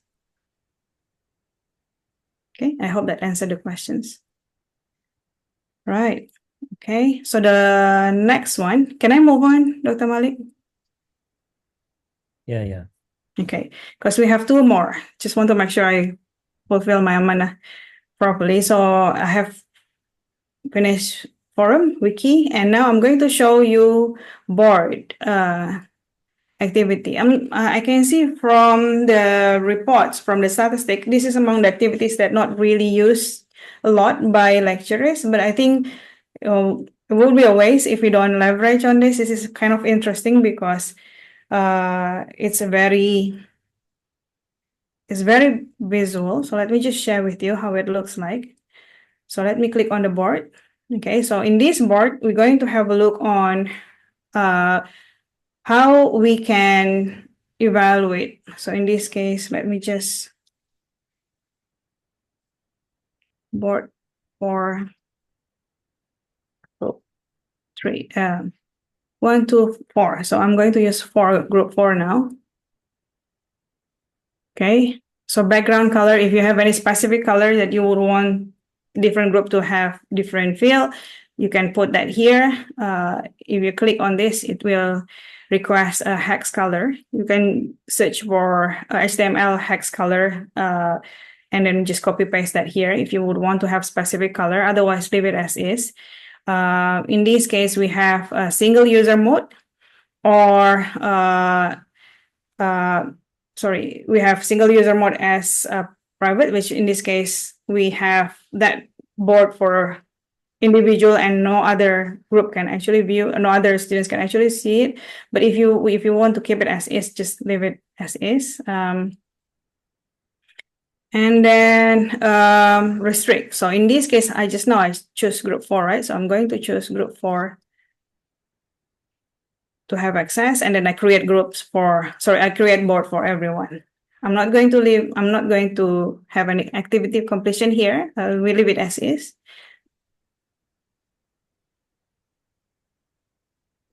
All right, so that's the first board for group 4. You will not be able to see it unless you're in group 4. And I will create another board for everyone.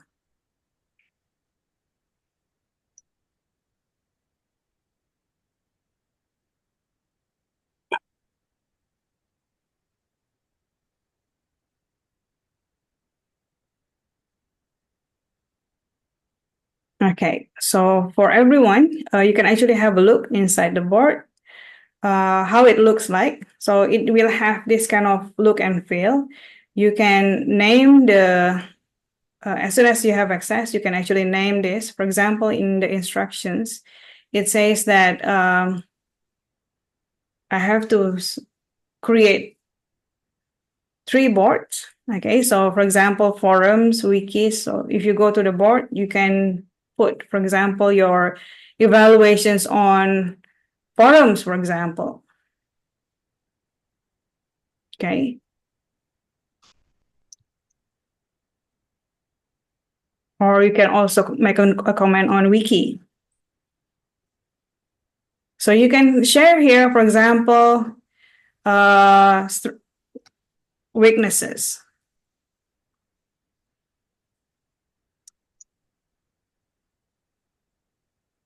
Okay, most of the contents, most of the posts are too long, for example.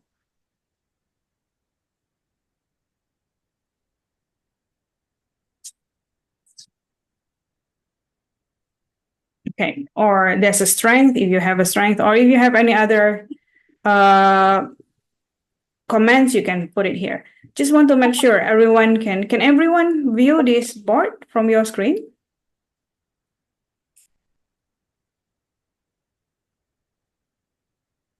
For group 4, you can use group 4 board, but for everyone else, can you see the board from your end? Okay, good. Alhamdulillah.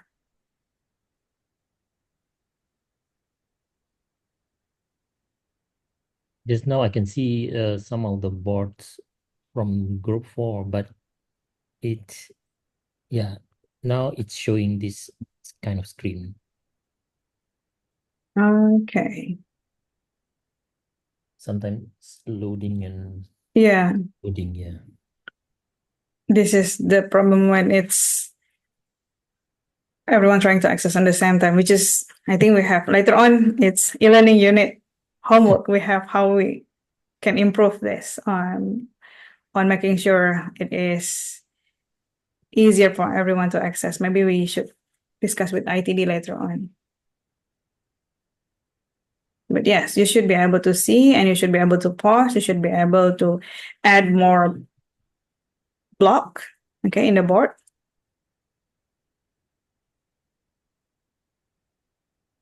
Okay.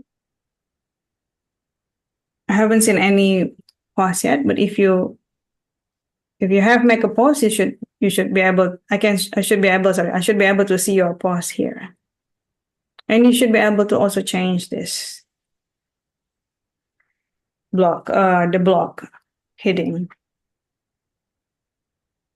Right.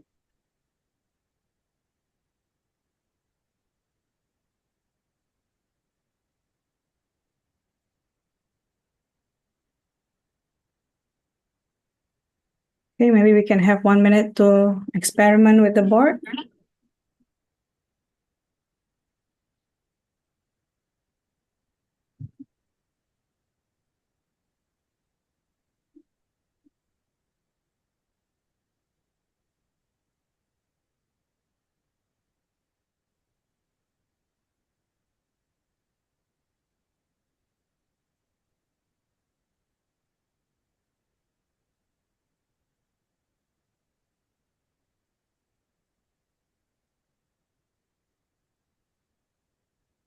Okay. Everyone good? Can we try the last one?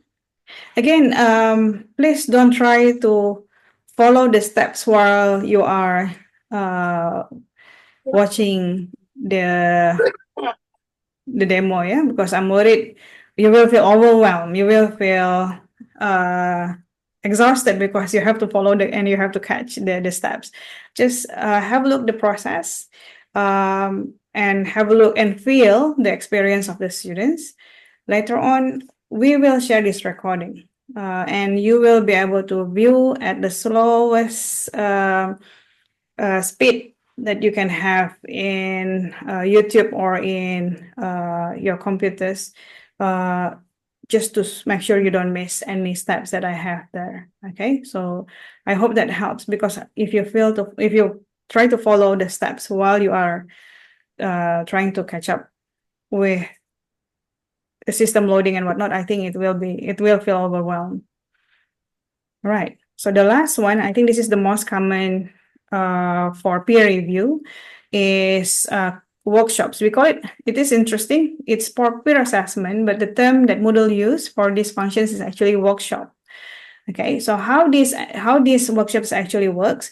So in these workshops, actually, we're going to create a functions that the students will have to submit something first. And then after some times, we're going to close the submissions and we're going to move on the next steps, which is we're going to ask them to review each other works. Okay, and this could be within the groups or intergroup. I think the most common one that I've seen so far is within the group, right? You want to see each other's contributions to the group. So usually these are the most common functions that you use for that kind of activity. So how do we use this? Let me just, sorry, any questions?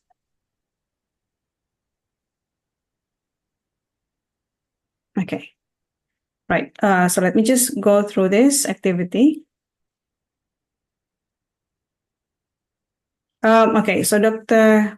Shakur, are these activities intended for remote online learning or face-to-face? Even for face-to-face, I have this activities so that I don't have to print forms and whatnot. And I have this in the system. So later on, when I want to create a course file, it's easier for me to put everything in Ita'Leem because all are recorded in this platform. So not necessarily it's for online classes. It's even for face-to-face, I can use this same features. In fact, with face-to-face, it's easier because I will put, okay, stop everyone. Now we're going to move on peer assessment. So the submissions is done. So it's a lot easier actually. With online, sometimes the students forget and it's a hassle to go back to the previous phase and whatnot. Okay. Thank you. All right. Right. So let me just proceed with the workshop. Okay. So this is the last one here, the pink one, workshop. Okay. What is important in this activity? I would suggest that you keep handy on how you would want the students to assess each other. So it would be nice if you already have some criteria on how the students should assess each other. And then the instructions, the self-instruction, the instructions on what are the things that they need to submit. Okay, so for example, in here, I'm going to use peer assessment.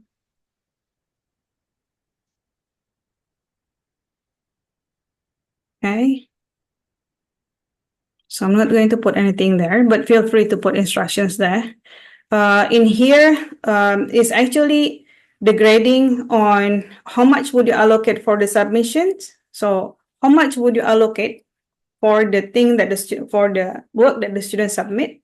If you put more on the submission, then the score later on will be higher on this. But if you would want to put 50-50, so for submitting, the students get 50, for grading others, they get 50, then you can adjust that score accordingly, okay? Okay, if there's any submission pass, a grade to pass, then please feel free to put it here. Okay, so that's for the grading and the submission setting. So this is the part where the students should submit first before they actually grade others. They will not be able to grade others unless they submit first. So in this case, if you would want the submissions in the form of online text, they can just put in the input here. You can just put online text and no file attachment. But if you require some file attachment, then you have to decide which one is required because one of them needs to be required. Okay, so in this case, I would just untick that so it will be required. And what happened with the late submissions? Would you allow submissions after the deadline? Keep in mind, if you allow this, then you have to manually put the students into the assessment groupings later on. It might be a hassle. Usually, I will not allow unless the students, usually we have that negotiation with the students, right? So in this case, sometimes when a lot of groups are struggling to come to a deadline on assessing each other, then usually I would give some extra time. But otherwise, the default, I would just leave it as is. Okay, so that's for the that's for submission. For the assessment is when you ask the students to assess other students. So in this case, you can provide the instruction here, for example, grade or assess other student submission.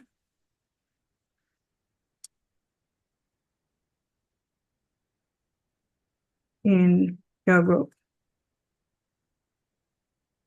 Okay, so I think you can make a better instructions than mine. So feel free to add what is reasonable for the instructions. Would you allow self-assessment? If you allow self-assessment, then tick self-assessment. But if not, then just untick. In this case, I would just untick. I would just rely on other students' feedback. And the feedback here, would you want to give feedback in terms of additional feedback? If you would want to have an extra text box that the students can elaborate, I think you should do this, I think you should do that, then you can have this overall feedback mode that it will provide a small text box at the end, and the students can put additional feedbacks in on top of the score that they have assigned to the peers. Do you have an example of submissions? You can, but if not, I don't usually provide example submissions. And this is on availability. So when is the due date for submissions? Okay, so for example, if you give like say half an hour, then the students, if it's in the class and you would want to make sure everyone finish in 10 minutes, then I would just manually, okay, so I will not use this availability. I will just use the manual transitions from every phase. But if you feel that you would want to have it automatically, especially as online learning or online activities, I think it would be a good idea to have this timing set up. For example, by 13th of November 2024, by say 12:29, it should switch to the next phase of submission, which I don't think we can in 3 minutes, right? But anyway, let's try. And deadline for assessment, I think that's most of the assignments has that. Okay, so in this case, this is exactly the default, but for restrict access, if you have this for certain groups, you can again restrict as what we did earlier. And in this case, do you have any activity completion condition? If yes, you can put conditions. Okay, so in this case, usually the grade could be, or the assessment could be the activity completions requirements, because after that, if they have assessed others, means they have submit. So usually I would use that if I have to put these conditions, if I have to put the conditions for this activity. But let me just make sure I don't miss anything else. Sorry.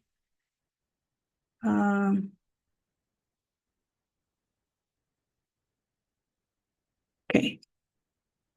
Sorry, just want to make sure that's okay. Good. Sorry. Just want to make sure there's no red. Perhaps you can extend the time again, I think, right? Because yeah. Okay, let me just extend the time a little bit so everyone can start putting in your submission.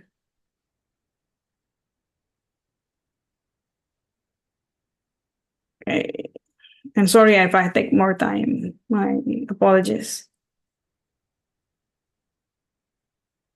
Okay. Right, so now it should be visible in your screen, and I will click on peer assessment. So just now you create the container of this assessment. But what next is that we have to complete all this process. First, we have to provide workshop descriptions. So in this case, if that is the part that you are missing, then you can provide. So this is for peer review. So that process, the one that I showed just now, will actually show you what are the things that is still missing. Okay. So that's done. Provide instructions for submission. Okay, so as usual, it's always on these details that it would be nice if you have it handy since before you provide this.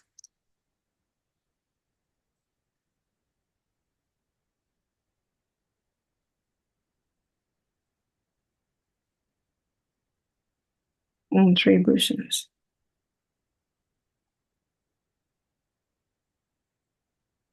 Okay, so that's done. There's another one that is very important in peer review, which is the template of your assessment form.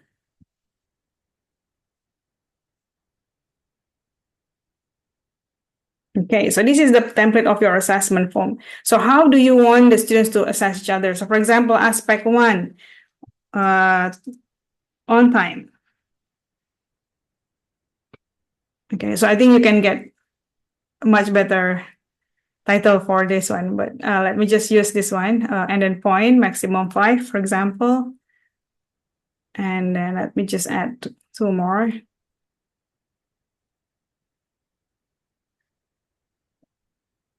Work quality.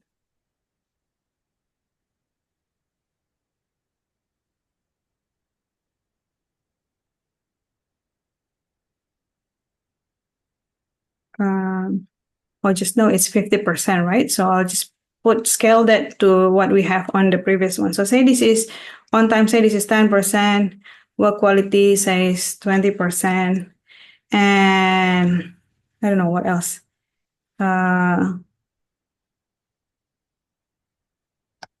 Say on references quality, references completeness. Okay, I'm just making up criteria, so feel free. Can this be considered like a rubric form, something like that? With this, it will not be in the form of rubric form. It will be, I think by right, you should be able to see it later on. It will be just a form where the students' submissions, and then you give a score according to that criteria. So it will not be a rubric form. So unfortunately, which is what you mentioned with rubrics, it will be nice to know the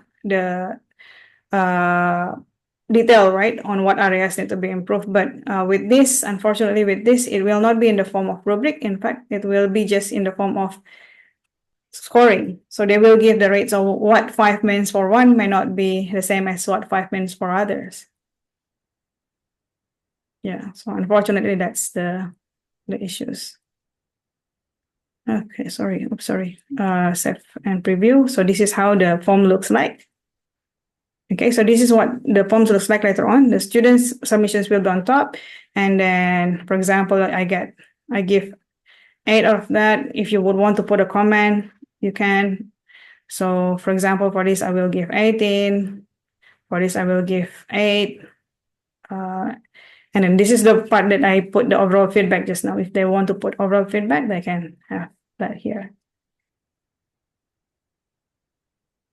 Okay, so now once you have, let me just complete this, and then we can go to the last steps and we can conclude the webinars. Okay, so after you finish this, you will go to the next, after you finish, all the students have submitted, you can go to switch to the next phase. And this phase, the remaining phase will be easy, but just this phase is a little bit tricky. Because in this phase, you are required to make sure that all submissions are there, then only you can allocate the submissions. So how do we allocate the submissions? You click on, for example, manual allocations. In this case, I'm going to go through manual allocations. And then, okay. In this case, since some may not have, okay, so I cannot see who have submit, who have not submit. I will just use with the random allocation. Okay, so in this case, I will just use random allocations. I will use no group. If you have groupings earlier, then it will go by the groups, and then you can see that in here, which group will be assessing, which group will assess each other. But in this case, since I don't have any groupings, then I will just use remove current application allocations, and then it will automatically randomly put everyone with people to assess. Okay. So since no submissions, if there's any submissions, it will automatically. So for example, Dr. Malik, I have submit something. Dr. Malik could possibly assess mine, and then you will see my submissions detail, and you will also see the assessment form. Then you start scoring what my work should be getting. Okay, so once you have finished this, then the last phase is to assessment phase. In this part, this is yours. This is lecturer's area. So students have no say on this one. So this is where you're going to have a look what students have been grading on each other's. And if everything deems okay, move to the grading evaluations. And if you would if there's any interventions needed, you can actually do that here. Otherwise, once you have finished everything, close workshops, and that's done. Once you are in the closed workshops, the grade that you have approved, it will show in the students' grade page. It will show in the students' grade page in here. I'm sorry. Yeah, it will show because I'm not in the students' view, so you will be able to see it in the grades.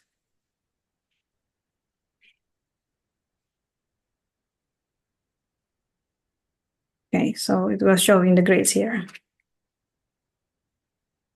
So all that score will comes to this one. So as you can see in here, this is the score for submission, this is score for assessment. That's how it is. Okay.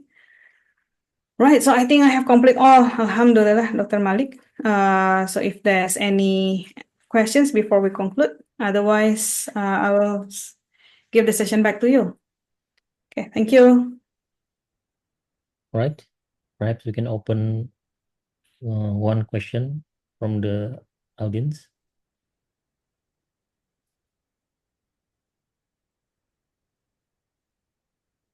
Okay, so there's one questions in the chat box, or two questions in the chat box. I have used older Ita'Leem before the quiz with marking. I found a new one not user-friendly. I will try it again to familiar myself. Okay, honestly, Prof. Norwina, there's mixed feelings on this. We have been receiving that this looks better, the interface looks better, and I know some would prefer the old one. Unfortunately, the reason is not because of the look and feel, it's actually because of the security. So we have to progress we have to implement model 4 point something, which we cannot disclose. We have to upgrade to the latest versions because to the newer version because some security issues. As much as we would love to stay on the previous versions, but if that costs your teaching materials or your students' assessment might get affected. So our apologies that we have to upgrade with the latest one. Okay. So this is the latest one, and it comes with it comes with the versions. The look and feel actually comes with the versions. Okay, so I hope that answer, Prof. And the second one, can we use activity report from Ita'Leem C for our working submissions? Can we use activity report from Ita'Leem C? Working file submission. I'm not really sure what is working file submission. Perhaps Dr. Sharifah, would you want to unmute and then share your collaborations? Assalamualaikum, Prof. Assalamualaikum. In KAE, we need to submit our working files every semester. So we need to submit all the reporting for each subject. So if we are using this Ita'Leem to grade the students and whatnot, can we use that the activity report to report in our working file? I use that, yes. I'm not sure whether this is a policy in each kuliah, but in KICT, we do actually accept Ita'Leem as one of the course file, and where all the details about the students' engagement and whatnot can actually be justified. If I put it that way, it can be justified with the data that you get from Ita'Leem, with the reports that you get from Ita'Leem. So Yes, we in our case we allow that. In KCT we allow that, but I'm not sure other kuliah. But knowing that Ita'Leem is available we actually make sure Ita'Leem is available for the past 5 for the current and past 4 years. So 5 years from the active to the past 4 years. So in this case, in the case of audit and whatnot, it will be a lot more easier to find the details. So I think I should, in fact, I really encourage to keep all these learning products in Ita'Leem as much as possible, just in case you will need to provide evidences. If it's in paper, sometimes, God forbid, if if accidentally misplaced or whatnot, it will be hard for us to justify during the audit. But with this, we will make sure, ITDA especially will make sure it will be available for the past 5 years. Okay, thank you so much, Prof. Thank you. Thank you. Waalaikumsalam. Right, so I think that will be all, Dr. Malik. Sorry, taking more times than planned. All right. Thank you very much. Before we end our session for today, I would like to request all the participants to switch on the camera for a quick photo session.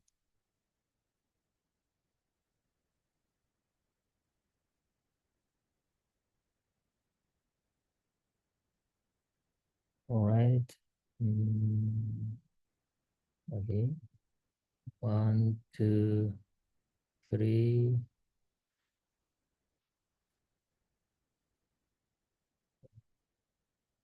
Three.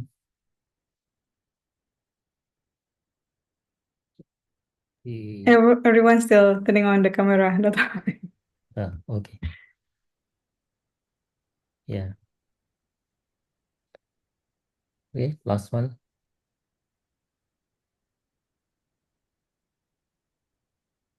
Oh, still more coming in. All right.